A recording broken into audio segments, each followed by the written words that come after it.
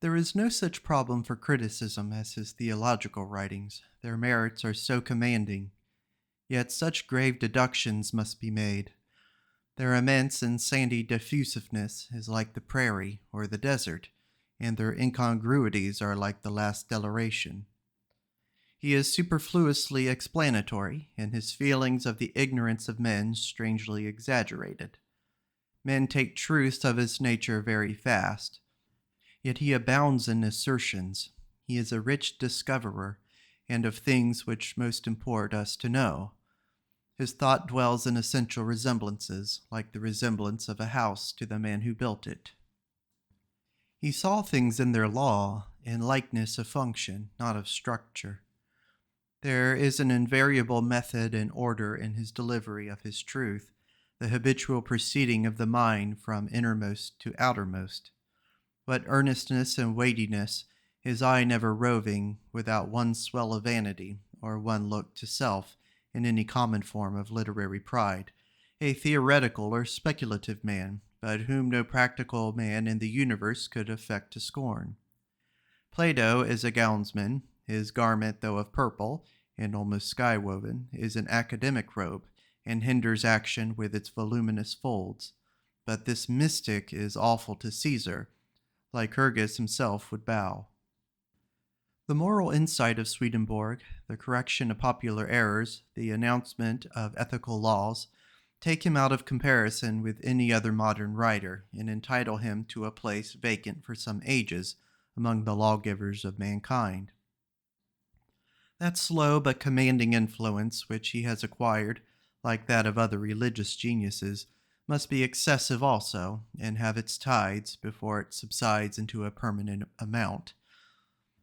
Of course, what is real and universal cannot be confined to the circle of those who sympathize strictly with his genius, but will pass forth into the common stock of wise and just thinking. The world has a sure chemistry by which it attracts what is excellent in its children, and lets fall the infirmities and limitations of the grandest mind. That metempsychosis which is familiar in the old mythology of the Greeks, collected in Ovid, and in the Indian transmigration, and is there objective, or really takes place in bodies by alien will, in Swedenborg's mind has a more philosophic character. It is subjective, or depends entirely upon the thought of the person. All things in the universe arrange themselves to each person anew, according to his ruling love. Man is such as his affection and thought are. Man is man by virtue of willing, not by virtue of knowing and understanding. As he is, so he sees. The marriages of the world are broken up. Interiors associate all in the spiritual world. Whatever the angels looked upon was to them celestial. Each Satan appears to himself a man, to those as bad as he a comely man, to the purified a heap of carrion. Nothing can resist states. Everything gravitates, like will to like. What we call poetic justice takes effect on the spot. We have come into a world which is a living poem. Everything is as I am. Bird and beast is not bird and beast, but emanation and effluvia of the minds and wills of men there present. Everyone makes his own house and state. The ghosts are tormented with the fear of death, and cannot remember that they have died. They who are in evil and falsehood are afraid of all others. Such as have deprived themselves of charity wander and flee. The societies which they approach discover their quality, and drive them away. The covetous seem to themselves to be abiding in cells where their money is deposited, and these to be infested with mice. They who place a merit in good works seem to themselves to cut wood. I asked such if they were not wearied. They replied that they have not yet done work enough to merit heaven. He delivers golden sayings, which express with singular beauty the ethical laws, as when he uttered that famed sentence that in heaven the angels are advancing continually to the springtime of their youth, so that the oldest angel appears the youngest. The more angels, the more room. The perfection of man is the love of use. Man, in his perfect form, is heaven. What is from him is him. Ends always ascend as nature descends. And the truly poetic account of the writing in the inmost heaven, which, as it consists of inflections according to the form of heaven, can be read without instruction. He almost justifies his claim to the preternatural vision by strange insights of the structure of the human body and mind. It is never permitted to anyone in heaven to stand behind another and look at the back of his head, for then the influx which is from the Lord is disturbed. The angels, from the sound of the voice, know a man's love, from the articulation of the sound, his wisdom, and from the sense of the words, his science. In the conjugal love, he has unfolded the science of marriage. Of this book, one would say that, with the highest elements, it has failed of success. It came near to be the hymn of love, which Plato attempted in the banquet, the love which Dante says Casella sang among the angels in paradise, and which, as rightly celebrated in its genesis, fruition, and effect, might well entrance the soul, as it would lay open the genesis of all institutions, customs, and manners. The book had been grand if the Hebraism had been omitted and the law stated without Gothicism as ethics and with that scope for assertion of state which the nature of things requires. It is a fine Platonic development of the science of marriage, teaching that sex is universal and not local, virility in the male qualifying every organ, act, and thought, and the feminine in woman. Therefore, in the real or spiritual world, the nuptial union is not momentary, but incessant and total. And chastity not a local, but a universal virtue, unchastity being discovered as much in the trading, or planting, or speaking, or philosophizing, as in generation, and that, though the virgins he saw in heaven were beautiful, the wives were incomparably more beautiful, and went on increasing in beauty evermore. Yet Swedenborg, after his mode, pinned his theory to a temporary form. He exaggerates the circumstance of marriage, and though he finds false marriages on the earth, fancies a wiser choice in heaven. But of progressive souls, all loves and friendships are momentary. Do you love me means, do you see the same truth? If you do, we are happy with the same happiness. But presently one of us passes into the perception of new truth. We are divorced, and no tension in nature can hold us to each other. I know how delicious is this cup of love, I existing for you, you existing for me, but it is a child's clinging to his toy, an attempt to eternalize the fireside and nuptial chamber, to keep the picture alphabet through which our first lessons are prettily conveyed. The Eden of God is bare and grand, like the outdoor landscape, remembered from the evening fireside. It seems cold and desolate whilst you cower over the coals, but once abroad again we pity those who can forego the magnificence of nature for candlelight and cards. Perhaps the true subject of the conjugal love is conversation, whose laws are profoundly eliminated. It is false, if literally applied to marriage, for God is the bride or the bridegroom of the soul. Heaven is not the pairing of two, but the communion of all souls. We meet and dwell an instant under the temple of one thought, and part as though we parted not, to join another thought and other fellowships of joy. So far from there being anything divine in the low and proprietary sense of, "Do you love me?" it is only when you leave and lose me by casting yourself on a sentiment which is higher than both of us, that I draw near and find myself at your side, and I am repelled if you fix your eye on me and demand love. In fact, in the spiritual world, we change sexes every moment. You love the worth in me, then I am your husband, but it is not me, but the worth, that affixes the love, and that worth is a drop of the ocean of worth that is beyond me. Meantime, I adore the greater worth in another, and so become his wife. He aspires to a higher worth in another spirit, and is wife of receiver of that influence. Whether a self-inquisitorial habit that he grew into from jealousy of the sins to which men of thought are liable, he has acquired in disentangling and demonstrating that particular form of moral disease, an acumen which no conscience can resist. I refer to his feeling of the profanation of thinking to what is good from scientifics. To reason about faith is to doubt and deny.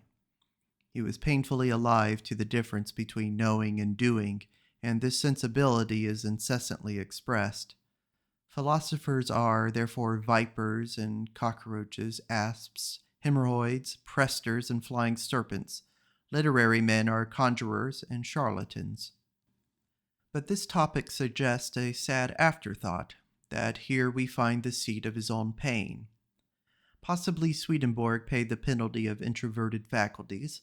Success or a fortunate genius seems to depend on a happy adjustment of heart and brain, on a due proportion, hard to hit, of moral and mental power, which perhaps obeys the law of those chemical ratios which make a proportion in volumes necessary to combination, as when gases will combine in certain fixed rates, but not at any rate. It is hard to carry a full cup, and this man, profusely endowed in heart and mind, early fell into dangerous discord with himself. In his animal kingdom he surprises us by declaring that he loved analysis and not synthesis, and now, after his 50th year, he falls into jealousy of his intellect, and though aware that truth is not solitary, nor is goodness solitary, but both must ever mix and marry, he makes war on his mind, takes the part of the conscience against it, and on all occasions traduces and blasphemes it. The violence is instantly avenged, beauty is disgraced, love is unlovely, when truth, a half part of heaven, is denied, as much as when a bitterness in men of talent leads to satire and destroys the judgment. He is wise, but wise in his own despite. There is an air of infinite grief and the sound of wailing all over and through this lurid universe. A vampire sits in the seat of the prophet and turns with gloomy appetite to the images of pain. Indeed, a bird does not more readily weave its nest, or a mole bore into the ground, than this seer of souls substructs a new hell and pit, each more abominable than the last, round every new crew of offenders. He was let down through a column that seemed of brass, but it was formed of angelic spirits, that he might descend safely amongst the unhappy, and witness the vastation of souls, and heard there for a long continuance their lamentations.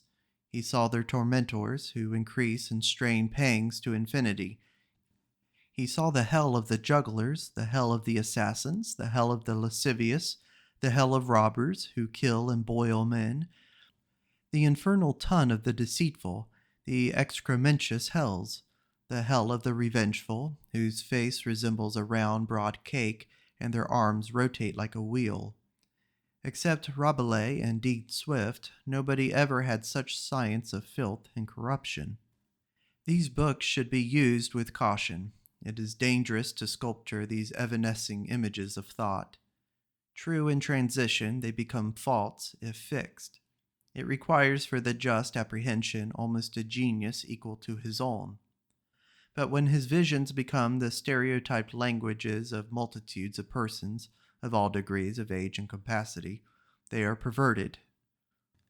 The wise people of the Greek race were accustomed to lead the most intelligent and virtuous young men, as part of their education, through the Eleusinian mysteries, wherein, with much pomp and graduation, the highest truths known to ancient wisdom were taught. An ardent and contemplative young man, at 18 or 20 years, might read once these books of Swedenborg, these mysteries of love and conscience, and then throw them aside forever. Genius is ever haunted by similar dreams, when the hells and the heavens are open to it, but these pictures are to be held as mystical, that is, as a quite arbitrary and accidental picture of the truth, not as the truth. Any other symbol would be as good, then this is safely seen. Swedenborg's system of the world wants central spontaneity. It is dynamic, not vital, and lacks power to generate life. There is no individual in it. The universe is a gigantic crystal. All those atoms and laminae lie in uninterrupted order, and with unbroken unity, but cold and still. What seems an individual and a will is none. There is an immense chain of intermediation extended from center to extremes, which bereaves every agency of all freedom and character.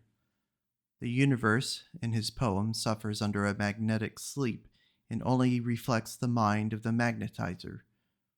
Every thought comes into each mind by influence from a society of spirits that surround it, and into these from a higher society, and so on. All his types mean the same few things. All his figures speak one speech. All his interlocutors Swedenborgize. Be they who they may, to this complexion must they come at last. This Charon ferries them all over in his boat. Kings, counselors, cavaliers, doctors, Sir Isaac Newton, Sir Hans Sloane, King George II, Mohammed, or whosoever, and all gather one grimness of hue and style. Only when Cicero comes by, our gentle seer sticks a little at saying, as he talked with Cicero, and with a touch of human relenting remarks, "One whom it has given me to believe was Cicero." And when the soi disant Roman opens his mouth, Rome and eloquence have ebbed away. It is plain theologic Swedenborg, like the rest. His heaven and hells are dull, fault of want of individualism. The thousandfold relation of men is not there, the interest that attaches in nature to each man, because he is right by his wrong, and wrong by his right, because he defies all dogmatizing and classification.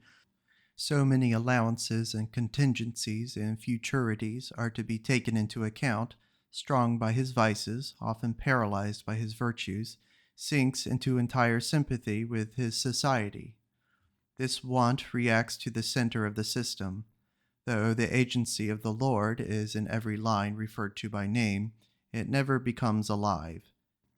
There is no luster in that eye which gazes from the center, and which should vivify the immense dependency of beings. The vice of Swedenborg's mind is its theological determination. Nothing with him has the liberality of universal wisdom, but we are always in a church. That Hebrew muse which taught the lore of right and wrong to man had the same excess of influence for him as it had for the nations. The mode as well as the essence was sacred. Palestine is ever the more valuable as a chapter in universal history, and ever the less an available element in education. The genius of Swedenborg, largest of all modern souls in this department of thought, wasted itself in the endeavor to reanimate and conserve what had already arrived at its natural term, and, in the great secular providence, was retiring from its prominence before Western modes of thought and expression. Swedenborg and Behmen both failed by attaching themselves to the Christian symbol, instead of to the moral sentiment, which carries innumerable Christianities, humanities, divinities in its bosom. The excess of influence shows itself in the incongruous importation of a foreign rhetoric. What have I to do, asks the impatient reader, with Jasper and sardonyx, beryl and chalcedony? What with arks and passovers, ephahs and ephods? What with lepers and emerods? What with heave offerings and unleavened bread, chariots of fire, dragons crowned and horned, behemoth and unicorn? Good for Orientals, these are nothing to me. The more learning you bring to explain them, the more glaring the impertinence. The more coherent and elaborate the system, the less I like it. I say with the Spartan, "Why do you speak so much to the purpose of that which is nothing to the purpose?"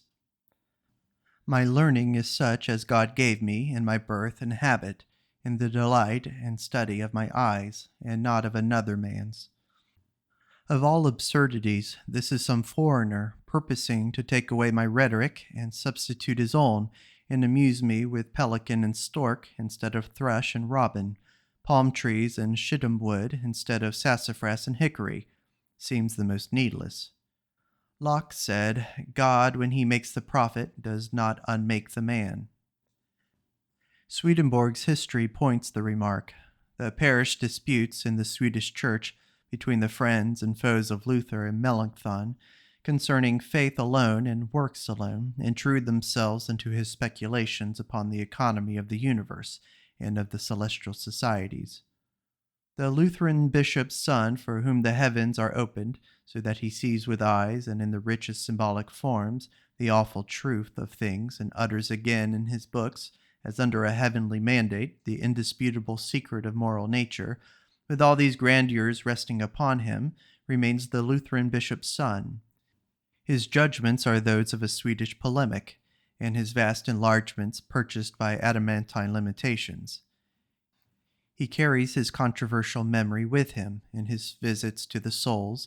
He is like Michelangelo, who in his frescoes put the cardinal who had offended him to roast under a mountain of devils, or like Dante, who avenged in vindictive melodies all his private wrongs, or perhaps still more like Montaigne's parish priest, who, if a hailstorm passes over the village, thinks the day of doom has come, and the cannibals already have got the pip. Swedenborg confounds us not less with the pains of Melanchthon and Luther and Wolfius and his own books, which he advertises among the angels. Under the same theological cramp, many of his dogmas are bound. His cardinal position in morals is that evils should be shunned as sins. But he does not know what evil is or what good is, who thinks any ground remains to be occupied after saying that evil is to be shunned as evil. I doubt not he was led by the desire to insert the element of personality of deity, but nothing is added. One man, you say, dreads Chrysippus, show him that his dread is evil, or one dreads hell, show him that dread is evil. He who loves goodness harbors angels, reveres reverence, and lives with God. The less we have to do with our sins, the better. No man can afford to waste his moments of compunctions. That is active duty, says the Hindus, which is not for our bondage. That is knowledge, which is for our liberation. All other duty is good only unto weariness. Another dogma growing out of his pernicious theological limitation is this inferno. Swedenborg has devils. Evil, according to old philosophers, is good in the making. That pure malignity can exist is the extreme proposition of unbelief. It is not to be entertained by a rational agent. It is atheism. It is the last profanation. Euripides rightly said, "Goodness and being and the gods are one. He who imputes ill to them makes them none." To what a painful perversion had Gothic theology arrived that Swedenborg admitted no conversion for evil spirits. But the divine effort is never relaxed. The carrion in the sun will convert itself to grass and flowers, and man, though in brothels or jails or in gibbets, is on his way to all that is good and true. Burns, with the wild humor of his apostrophe to poor old Nicky Ben, "Oh, wad ye tak a thought and mend," has the advantage of the vindictive theologian. Everything is superficial and perishes, but love and truth only. The largest is always the truest sentiment, and we feel the more generous spirit of the Indian Vishnu. I am the same to all mankind. There is not one who is worthy of my love or hatred. They who serve me with adoration, I am in them, and they in me. If one whose ways are altogether evil serve me alone, he is as respectable as the just man. He is altogether well employed. He soon becomes of a virtuous spirit, and obtaineth eternal happiness. For the anomalous pretension of revelations of the other world, only his probity and genius can entitle it to any serious regard. His revelations destroy their credit by running into detail. If a man say that the Holy Ghost hath informed him that the last judgment, or the last of the judgments, took place in 1757, or that the Dutch and the other world live in a heaven by themselves, and the English in a heaven by themselves, I reply that the Spirit which is holy is reserved, taciturn, and deals in laws. The rumors of ghosts and hobgoblins gossip and tell fortunes. The teachings of the High Spirit are abstemious, and in regard to particulars, negative. Socrates' genius did not advise him to act or to find, but if he proposed to do somewhat not advantageous, it dissuaded him. What God is, he said, I know not. What he is not, I know.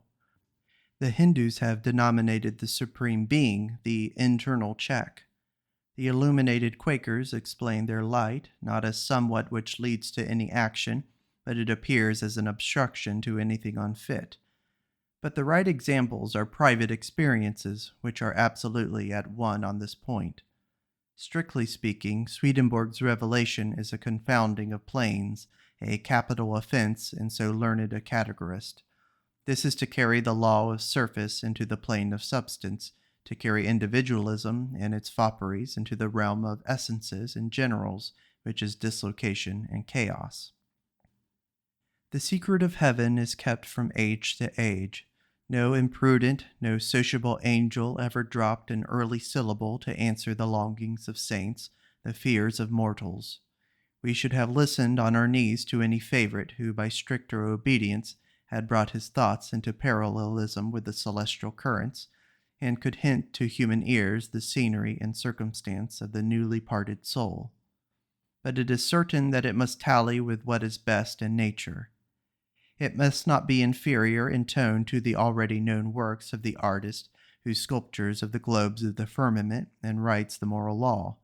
It must be fresher than rainbows, stabler than mountains, agreeing with flowers, with tides, and the rising and setting of autumnal stars. Melodious poets shall be hoarse as street ballads, when once the penetrating keynote of nature and spirit is sounded, the earth beat, sea beat, heart beat which makes the tune to which the sun rolls, and the globule of blood and sap of trees. In this mood we hear the rumor that the seer has arrived, and his tale is told. But there is no beauty, no heaven, for angels, goblins. The sad muse loves night and death, and the pit. His inferno is mesmeric. His spiritual world bears the same relation to the generosity and joys of truth, of which human souls have already made us cognizant, as a man's bad dreams bear to his ideal life. It is indeed very like in its endless power of lurid pictures to the phenomena of dreaming which nightly turns many an honest gentleman, benevolent but dyspeptic, into a wretch skulking like a dog about the outer yards and kennels of creation. When he mounts into the heavens, I do not hear its language. A man should not tell me that he has walked among the angels. His proof is that his eloquence makes me one. Shall the archangels be less majestic and sweet than the figures that have actually walked the earth? These angels that Swedenborg paints give us no very high idea of their discipline and culture. They are all country parsons. Their heaven is a country party, an evangelical picnic, or French distribution of prizes to virtuous peasants. Strange, scholastic, didactic, passionless, bloodless man, who denotes classes of souls as a botanist disposes of a carex, and visits doleful hells as a stratum of chalk or hornblende, he has no sympathy. He goes up and down the world of men, a modern Rhadamanthus, in gold-headed cane and peruke, and with nonchalance and the air of a referee distributing souls. The warm, many-weathered, passionate, peopled world is to him a grammar of hieroglyphs, or an emblematic Freemason's procession. How different is Jacob Behmen! He is tremulous with emotion, and listens awestruck with the gentlest humanity to the teacher whose lessons he conveys, and when he asserts that, in some sort, love is greater than God, his heart beats so high that the thumping against his leathern coat is audible across the centuries. 'Tis a great difference. Behmen is healthy and beautifully wise. Notwithstanding the mystical narrowness and incommunicableness, Swedenborg is disagreeably wise, and with all his accumulated gifts, paralyzes and repels. It is the best sign of a great nature that it opens a foreground, and like the breaths of morning landscapes, invites us onward. Swedenborg is retrospective, nor can we divest him of his mattock and shroud. Some minds are forever restrained from descending into nature, others are forever prevented from ascending out of it. With the force of many men, he could never break the umbilical cord which held him to nature, and he did not rise to the platform of pure genius. It is remarkable that this man, who by his perception of symbols saw the poetic construction of things, and the primary relation of mind to matter, remained entirely devoid of the whole apparatus of poetic expression which that perception creates. He knew the grammar and rudiments of the mother tongue. How could he not read off one strain into music? Was he like Sadi, who, in his vision, designed to fill his lap with celestial flowers as presents for his friends, but the fragrance of the roses so intoxicated him that the skirt dropped from his hands? Or is reporting a breach of the manners of that heavenly society? Or was it that he saw the vision intellectually, and hence that chiding of the intellectual that pervades his books? Be it as it may, his books have no melody, no emotion, no humor, no relief to the dead prosaic level. In his profuse and accurate imagery is no pleasure, for there is no beauty. We wander forlorn in a lackluster landscape. No bird ever sang in all these gardens of the dead. The entire want of poetry in so transcendent a mind betokens the disease, and, like a hoarse voice in a beautiful person, is a kind of warning. I think sometimes he will not be read longer. His great name will turn a sentence. His books have become a monument. His laurels are so largely mixed with cypress, a channel breath so mingles with the temple incense, that boys and maids will shun the spot. Yet in this immolation of genius and fame at the shrine of conscience is a merit sublime beyond praise. He lived to purpose. He gave a verdict. He elected goodness as the clue to which the soul must cling in all this labyrinth of nature. Many opinions conflict as to the true center. In the shipwreck some cling to running rigging, some to cask and barrel, some to spars, some to mast. The pilot chooses with science. I plant myself here. All will sink before this. He comes to land who sails with me. Do not rely on heavenly favor, or on compassion to folly, or on prudence, on common sense. The old usage and main chance of men, nothing can keep you, not fate, nor health, nor admirable intellect. None can keep you but rectitude only, rectitude forever and ever. And with a tenacity that never swerved in all his studies, inventions, dreams, he adheres to this brave choice. I think of him as some transmigratory votary of Indian legend who says, "Though I be dog, or jackal, or pismire, in the last rudiments of nature, under what integument or ferocity, I cleave to right as the sure ladder that leads up to man and to God." Swedenborg has rendered a double service to mankind, which is now only beginning to be known. By the science of experiment and use he made his first steps. He observed and published the laws of nature, and ascending by just degrees from events to their summits and causes, he was fired with piety at the harmonies he felt, and abandoned himself to his joy and worship. This was his first service.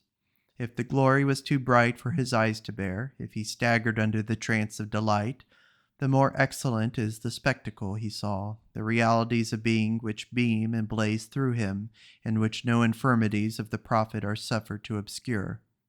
And he renders a second passive service to men, not less than the first, perhaps in the great circle of being, and in the retributions of spiritual nature, not less glorious or less beautiful to himself.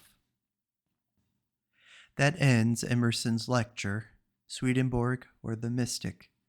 Thank you for listening.